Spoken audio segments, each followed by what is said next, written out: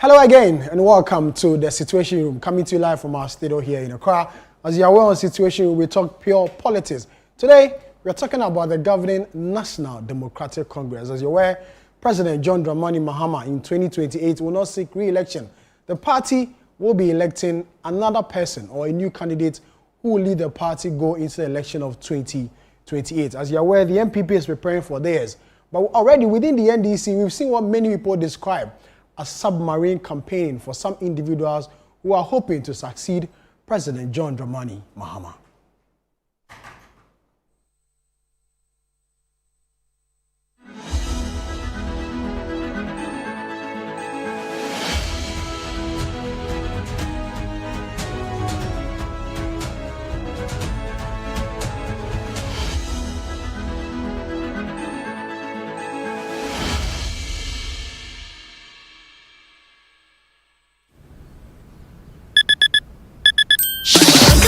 Feeling super fine, let's go, don't got no time, yeah.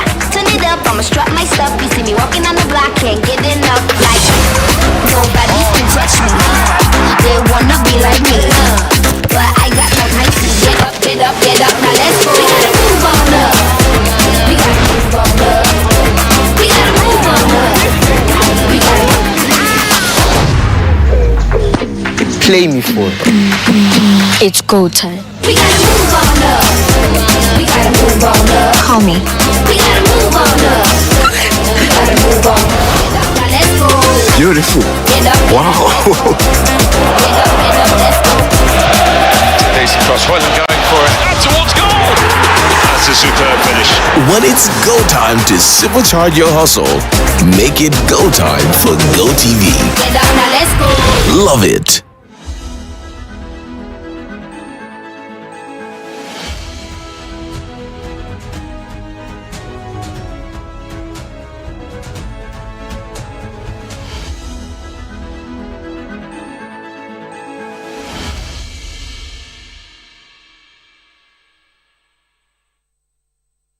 You're welcome back. You're still watching The Situation. We're coming to you live from our studio here. Called Situation, as you're aware, we talk pure politics. As you're aware, the NDC will be electing a new presidential candidate, someone who will succeed President John Dramani Mahama in the 2028 general election. As you're aware, the president will not seek re-election.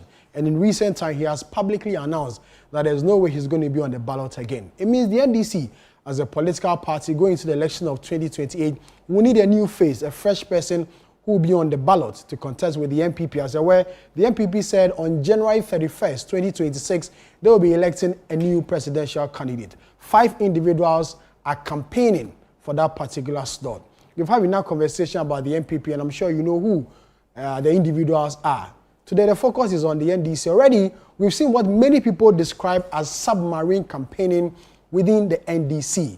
You've seen videos and pictures of leading members of the party who have moved from one constituency or the other, or one region to the other, doing what more or less people may describe as submarine campaigning, and others who've been jumping from one event or the other in a way to more or less show them their faces or visibility as the party prepares to elect a presidential candidate. As you're aware, the NDC constitution says when the party is in power, it must elect a presidential candidate 1 clear year before the election, similar to the MPP's constitution when the party is also in power. So today the focus will be on the NDC and the individuals who are likely to take a bite at the presidential shot and then will want to give an opportunity to lead the party come the 2028 election. My name is Sami Wiafe, and as always, I do this show with my friend, brother, and partner in crime, Fred Tete Jabano. Fred, what's up? Sami, I'm well. How are you? I'm well. I'm very, very well. God is still keeping me.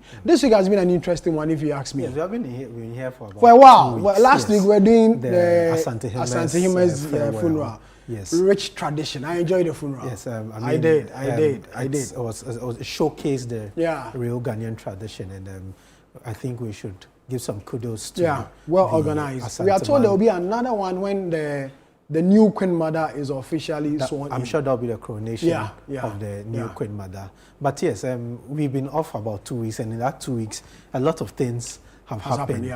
There's been the removal of the Chief Justice, and just this week, the presidency released a statement announcing that the president had nominated Justice Paul Bafoboni, the acting Chief Justice, to and sent his name to the Council of State for confirmation, and later will be sent to Parliament for vetting. So I think this week that's been one of the major discussions which has been taking place. Paul Bafoboni, who's been now nominated as Chief Justice, but it's a process. So the process has now begun.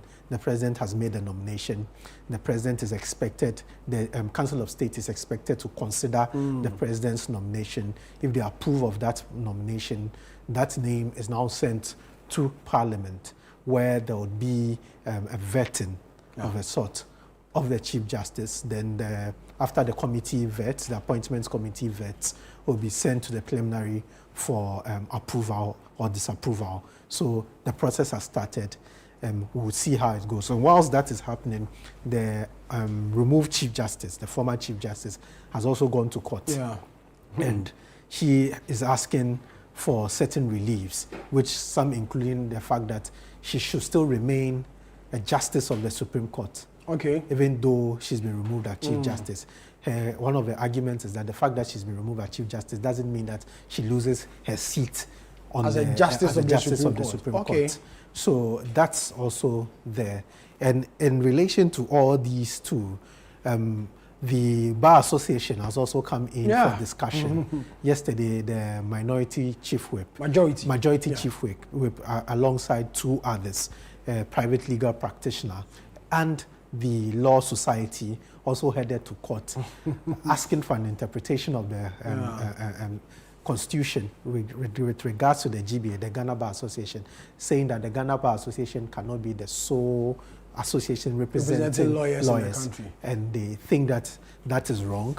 The court, they want the justices of the Supreme Court to make a pronouncement on it. So it's been a lot of legal issues. Whilst the legal issues are going, the politics is also playing. The NDC, the MPP has been in the news actually.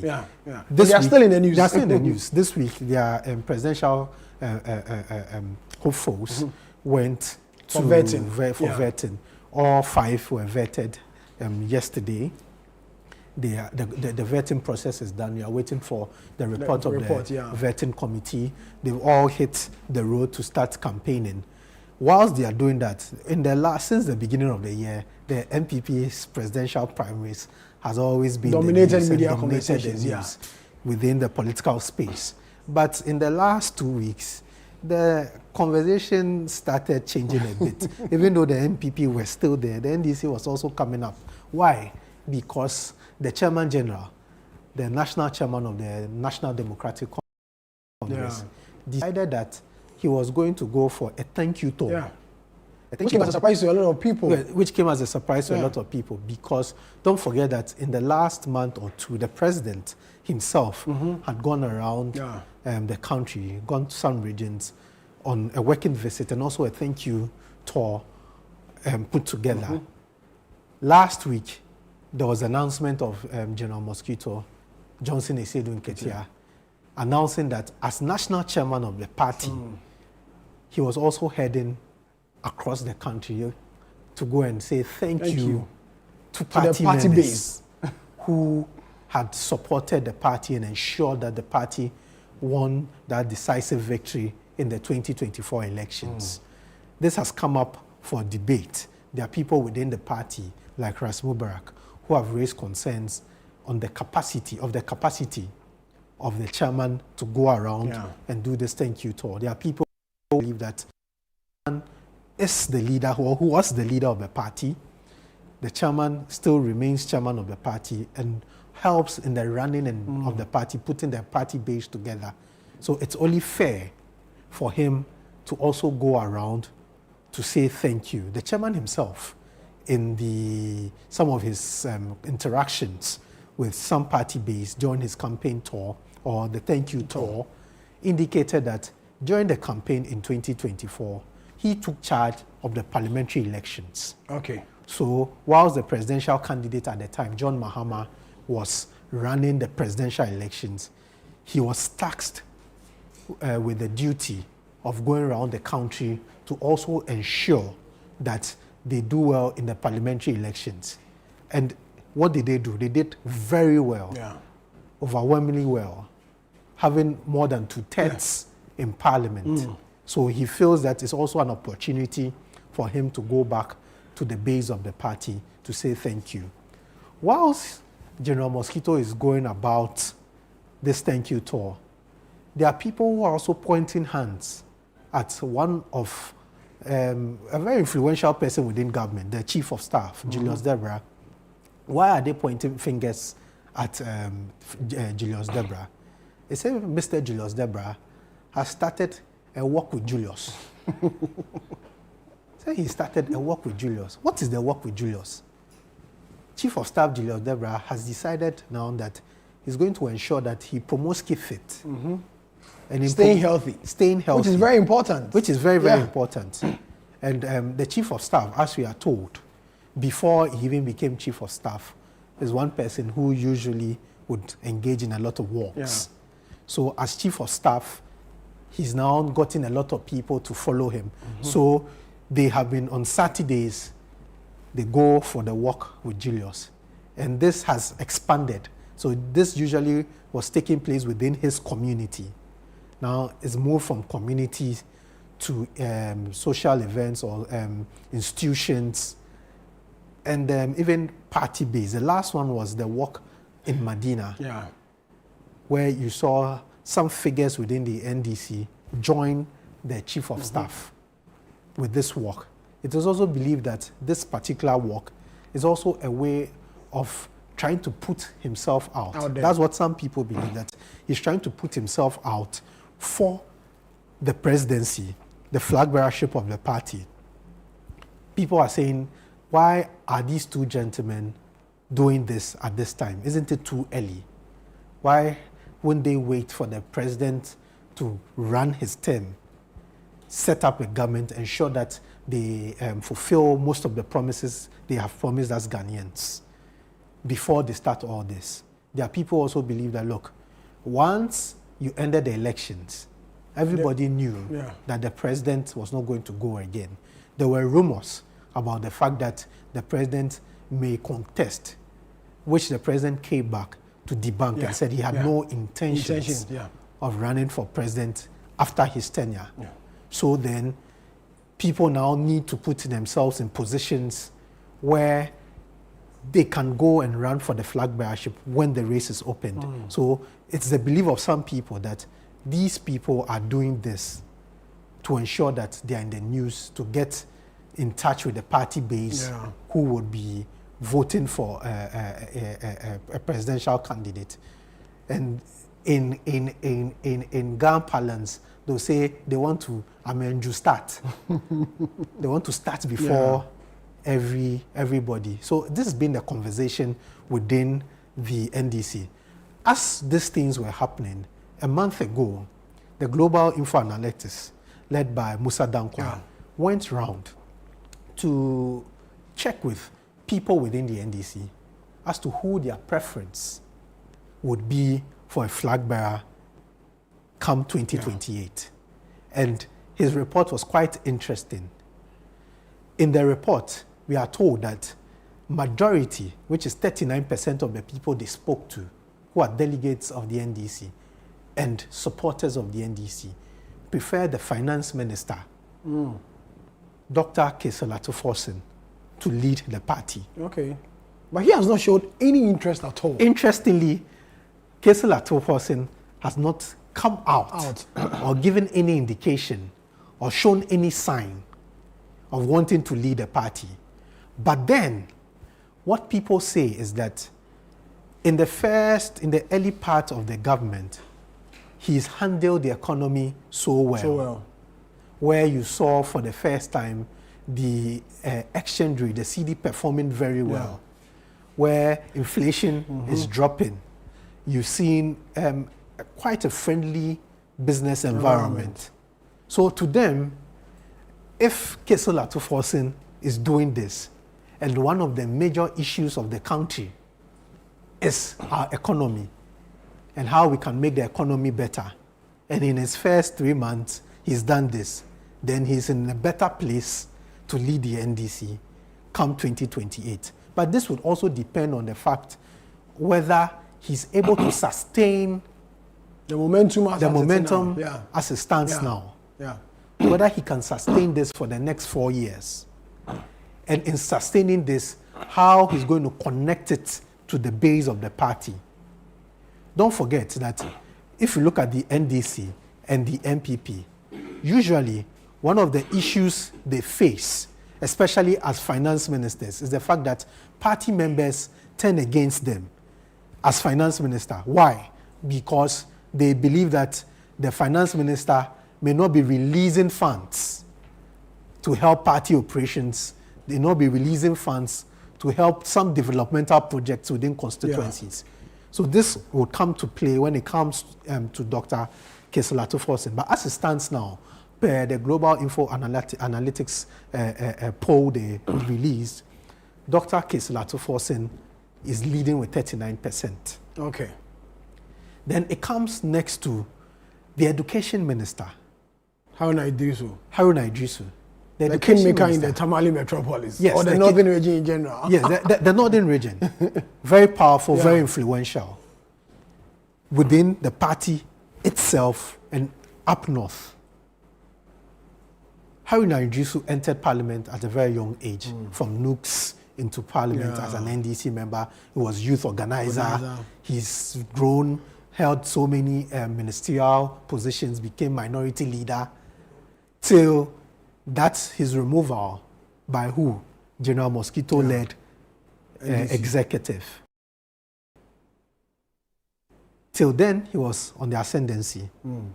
The party wins power.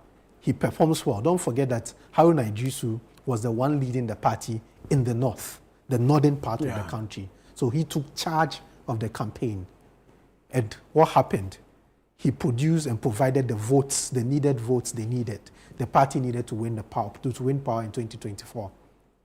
He's now education minister, dealing with a lot of issues which would affect the base. So you have to deal with the free SHS basic school education, tertiary, which they have a promise of the free first year, stress-free tuition, and all that. Has a way of connecting to the base.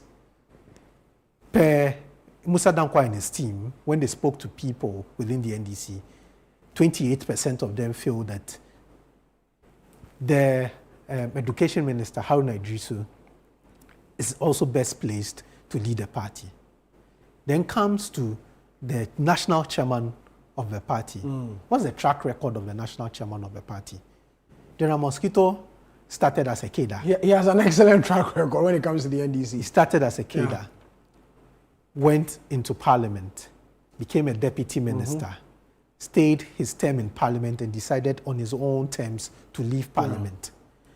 At the point he was leaving parliament, we are told that General Mosquito had planned to relocate to Canada, where he was going to engage in a doctorate course in Canada. So he moved his family to Canada and was waiting to end his tenure and join the party, his family in Canada. What happened? People within the party reached out to him and told him that, look, we are at a point in our party where we need someone like you to avail himself to run the party. This was the time where you had the Obeda Samoa, Bid Zidane, the former general secretary of the party, Joshua Ayer, and the issues between the Rollinses and the Obeda Asamoah-led executives. That particular, you recall that particular campaign, an election, was really bloody. That was the election where the former NDC national women's organizer, Francis Essiem, was beaten and left the party. Went to join the DFP, formed by Dr. Obed Asamoah. So it was during this time when the party was in difficulty in terms of leadership crisis that Johnson Esidu Nketia was prevailed upon to contest as general secretary. He contested the general secretary position. He won the election. he managed to stabilize the party and led the party to the 2008 victory. In the elections. After the 2008 elections, what happened to Johnson Esedu Nketia? Johnson Esedu Nketia had a lot of his party executives going into the government. And then it was left to him General Secretary and the national chairman at the time, Wayo, Dr. I forget his name, I'll recall his name but his nickname was Wayo, famously saying there are two ways of killing a cat. He remained in the party with the national chairman at the time, stayed in the party, ensured that the party won the 2012 election. And the party didn't just win 2012 election. Ahead of that election, the president of the republic died. The presidential candidate of the NDC died. As general secretary, he was able to manage the party well at the time to ensure that you wouldn't have the disturbances you would get, because prior to the death of Professor Mills, the party had also gone into a very difficult fight, the Fonka and Game fight, the Get Atta Mills elected, and the Friends of Nana Konadu Ajiman Rollins fight, where Nana Konadu Ajiman Rollins, who was the wife of the founder of the party, was contesting a sitting president. So that was a really difficult time within the party, which brought some divisions within the party. As general secretary of the party, what did he do? He was able to stabilize the party, led the party into the 2012 elections, won the 2012 elections, regardless of the difficulties the party had ahead of the elections. In 2016, he lost, but still remained as general secretary. In 2020, he's been the longest serving general yes, he's been the longest secretary of the party, and he has a strong hold of the party that you cannot take away from Johnson Esedu Nketia. He has a strong hold of the party. Outside having a strong hold of the party, he left the general secretary position, was contested, and went to contest the incumbent chairman at the time, Ofosu Ampofo, and won. And like I said earlier, in the 2024 elections, he decided to take hold or charge of the parliamentary elections, then gives a 2/3 majority to the NDC, which hadn't happened in a long time. So that's what the profile of General Mosquito. Okay. But with all this profile, when the Global Analytics went, Global Info Analytics went to talk to NDC delegates, 15% of them said General Mosquito should be the leader or the presidential candidate in 2028. Just 15% of them. So it puts him third. Then comes in Julius Debra. Before Julius came in, they said Nketia was in the Eastern region not too long ago, right? Yes. He has been campaigning in the Eastern region. He's been campaigning in the Eastern region. In fact, before we go to Julius Debra, let's take a look at some of his comments he made at the Sujaman constituency. Why he's embarking on this thank you tour. Why he's embarking and explained why he's embarking on the thank you tour. Let's hear what General Mosquito had to tell the people.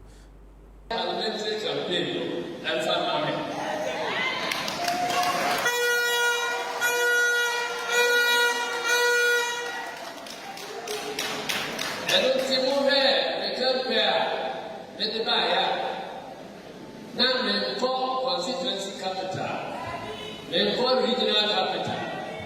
You book contact who said constituency will, but people may say that night and I'm aware here. The second year come here, they are not for good guitar.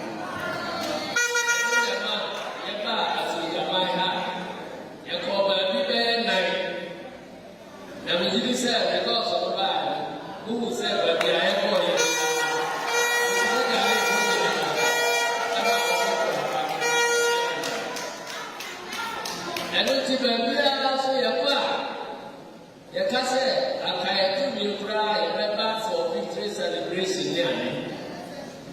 the panel and the mob, if you said, parliamentary resource, to trouble, maybe in himself, that year we will bear 119 parliamentary seats. And now, MP before, a confer, grab the electoral commission, and said, declared now,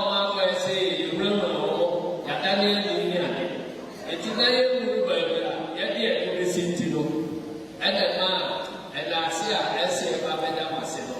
I can't any catch the country. But I say I catch it as I see it river. I don't think as I say I catch the country.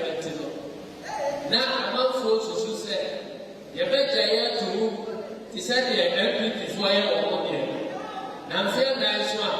Now, while the other boys was say, who can't say you will be a Baba Madas, Wapa, and two cars and one, yet did too. And the thing I may say, Sabria Corporal, as I see about dear Bedamasi. A victory by not so say Chama will be a movie that or the act of victory. The city, I am the leader on the fourth republic. But I never know you. I am not aware. It is a lot for as I said, Mesomeba, Namika goes to my battle, Namika Masi. Say, French, here,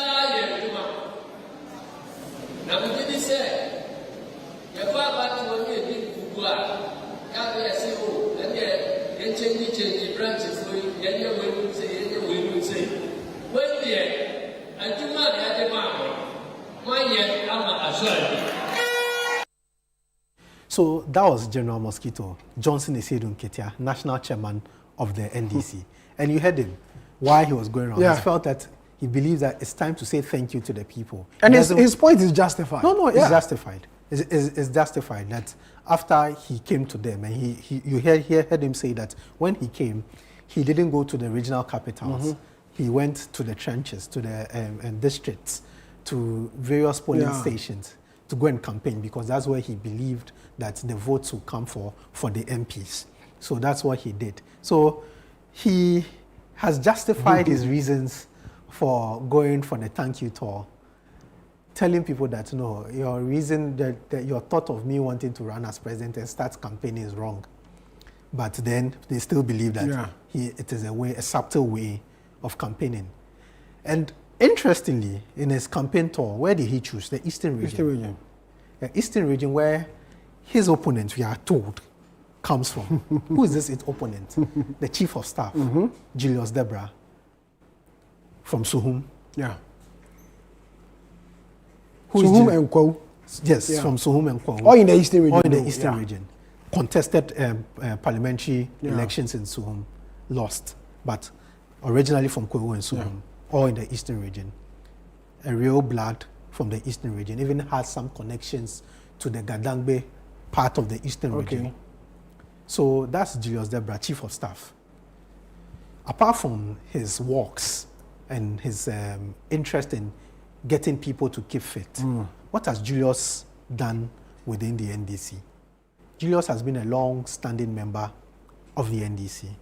As I said, he's contested on the parliamentary ticket of the NDC within the Suhum constituency. Julius has been a loyal and faithful servant of the party. He's worked tirelessly, especially within the Eastern region, in that when the party won power in 2008, everybody expected that Julius Debra would be given a position within the NDC. That's government under President Mahama, President Mills came, and Julius was nowhere to be found. There's an interesting story of the former president, President Mills, calling Julius and telling him that, you know why I didn't give you anything? Even though I promised that I would give you something, the reason why I couldn't give you anything is that when I look at all the people I have to give, you are the person who will be who understands me if I tell you I'll give you.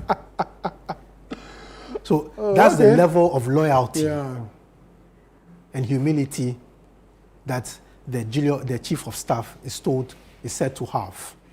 So regardless of not being given a position within the party, he still remained within the party. He still stayed within the party.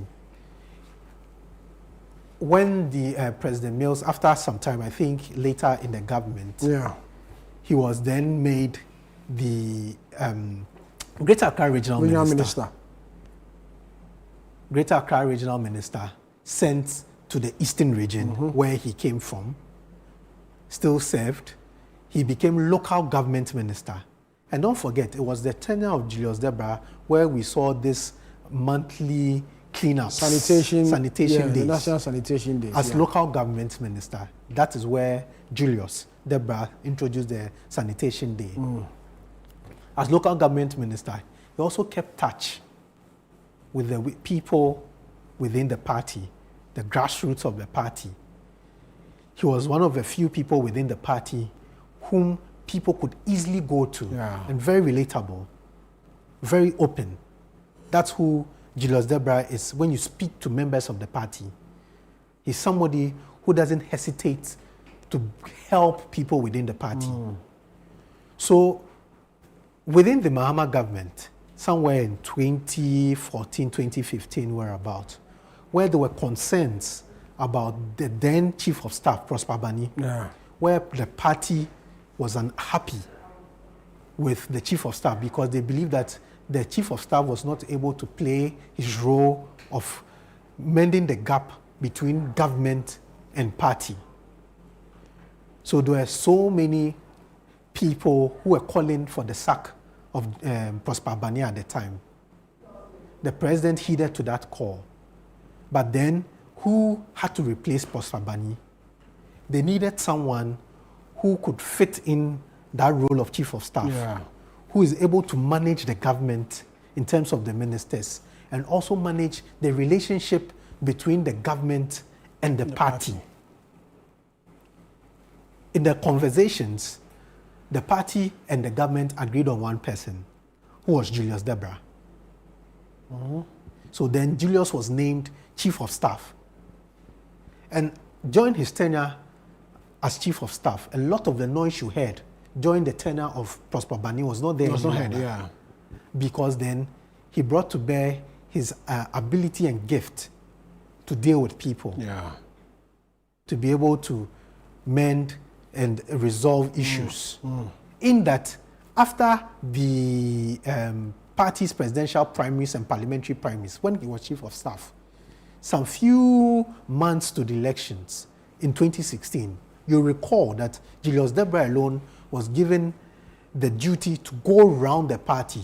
That was when there were so many divisions within the constituencies in the party. He was given the duty to go around to deal and try and resolve some of these divisions. Most of these places, he was accepted. He was accepted, and he managed to do the job he had to do, but then eventually lost the election. But that's where Julius' loyalty also remained. Loyalty to party, loyalty to President Mahama. After the 2016 defeat, he was one of the few people who still kept working with President Mahama. So you would recall that anywhere President Mahama was, you'll see Julius Debra over there. Basically because of his ability to be able to handle party members and every other individual, solve problems, manage situations. So John Mahama kept him by his side till he won the 2024 elections. In fact, before the 2024 elections, when the party was going for their national executive elections, there was rumor that he was going to contest national chairman, which he didn't. When the president had to nominate a running mate, Julius Debra was one of the people whose name came up as running mate, but eventually went to Professor Jainana Opoku-Agyeman. It comes as no surprise that about a week ago or 2 weeks ago, when the Medina MP and the Chamber of Commerce within the Medina constituency decided to organize a walk, the Chief of Staff was the one chosen to be the guest of honor. The special guest. Yeah. Because of his interest in keep fit. Yeah. And how he likes to move about and exercise. So he was invited as a guest of honor. And at that particular event, you would recall that there were social media videos of now Minister of Youth and Sports. No, sorry, not youth, sports and recreation. Yeah. Sports and recreation, Kofi Adams.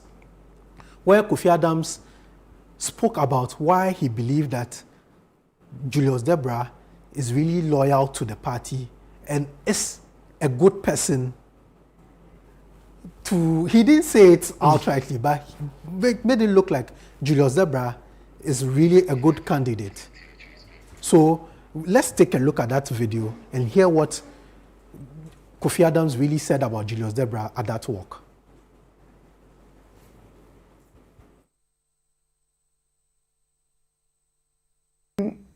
People are talking. Let me put it this way. Nobody, I don't know about the one they said, I see the guitar. He said he was doing a thank you tour. That's what I heard. Unless you heard otherwise. You are the media, so I cannot speculate, even though people may be saying things. If you confront the issue, the person said, I never said anything like that. So we apologize for the wrongness and to bring you the that's Victor Smith, Ghana's ambassador to the US. He later spoke about the subtle campaigning and what he thought of it. Okay. But that's Julius Debra. Would bring in the insert as and when we get it. But so yes, that's Julius Debra. Then comes in Samuel Okudzeto Ablakwa, who has been Nooks.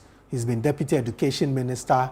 He is now Foreign Affairs Minister, coming from the Volta region, the stronghold of the party.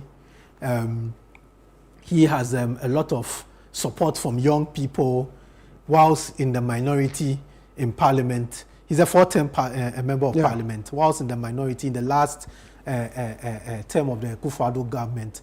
He was the minority spokesperson for foreign affairs, raised so much concerns, the National Cathedral, the presidential, the president's travels and everything. Yeah. He as a person, people say, has transformed from the baby with sharp teeth,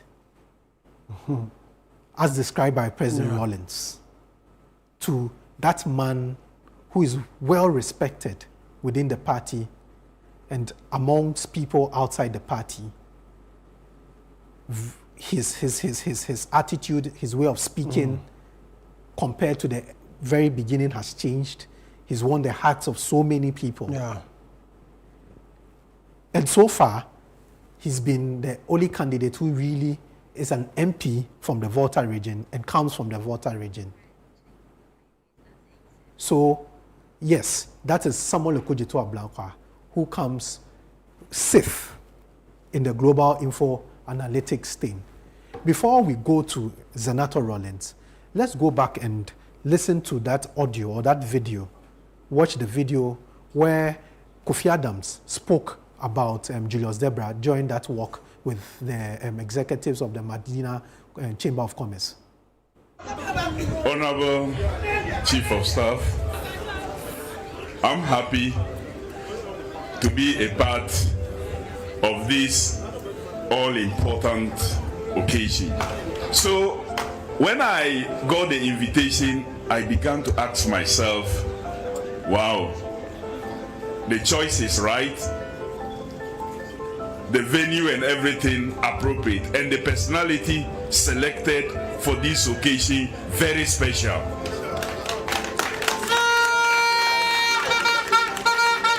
I say so because the Honorable Chief of Staff is not just a Chief of Staff, but he understands what's up. And you see, for us, many a politician, especially the young ones, if there is ever anybody to encourage you, to motivate you, to know that if you feel today you have not been called, look at him and know that you can be called tomorrow and you can rise higher than even those who were called ahead of you. For many who didn't know, contribution to the party, not when we were in government, but when we lost and everybody was being chased and people were hiding, that was when they came up. Not just to support physically, but to support financially and lifted the young ones up.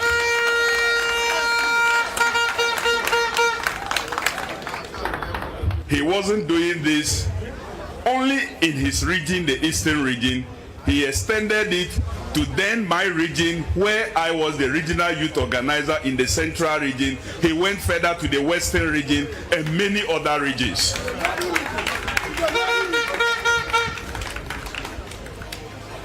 He was supposed to have been identified and given something significant, just like many of us here who were expecting same to happen to them when we won in 2008. But that didn't happen. He didn't give up. He continued to work. 4 years later, he got considered.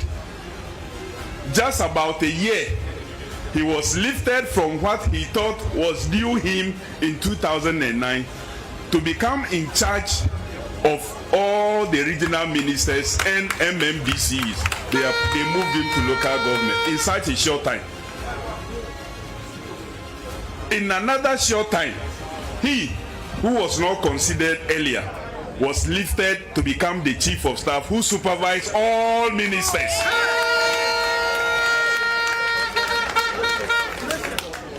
So he wasn't identified earlier, but just look at the rise. He now supervised those who were identified even earlier and made ministers. So that's 80 years on. Speaking about in today's world, massive endorsement, if you ask me. The commercial flights take off and land every day. Libraries have been digitized so that volumes of literature can exist on a small device, small enough to fit inside your pocket. We live in a world of cryptocurrency, artificial intelligence, social media, the internet and its dark hidden dungeon of the dark web, all of which carry a potential threat to global peace and security. Climate change is real, and we're fighting a losing battle against the loss of Maldives and other island nations to the rising sea level, against the loss of Timbuktu to desertification and the Amazon forest to global warming and deforestation. Madam President, the UN Founding Charter is outdated when it comes to representation in this August Assembly. The most powerful post-World War II nations are still being rewarded with an almost totalitarian guardianship over the rest of the world. And yet, the first sentence in Chapter 2, Article 1 of the UN Charter declares that the organization is based on the principle of sovereign equality of all its members. If this were true, and was the case, a continent as large as Africa, with its numerous UN member states, would have at least one permanent seat on the Security Council.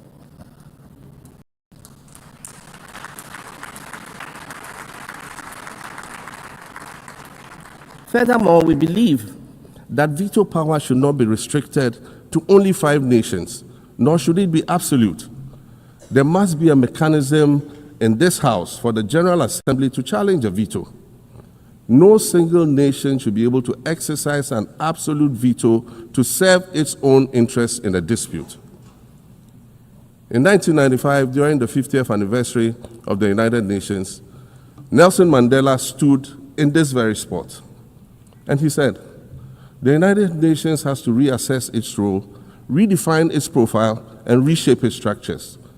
It should truly reflect the diversity of our universe and ensure equity among the nations in the exercise of power within the system of international relations in general and the Security Council in particular. I close quotations. 30 years later, we African leaders are still making the same simple request for a permanent seat on the Security Council with the power of a veto. So today, Madam President, I stand here in this exact spot and ask the world, if not now, then when?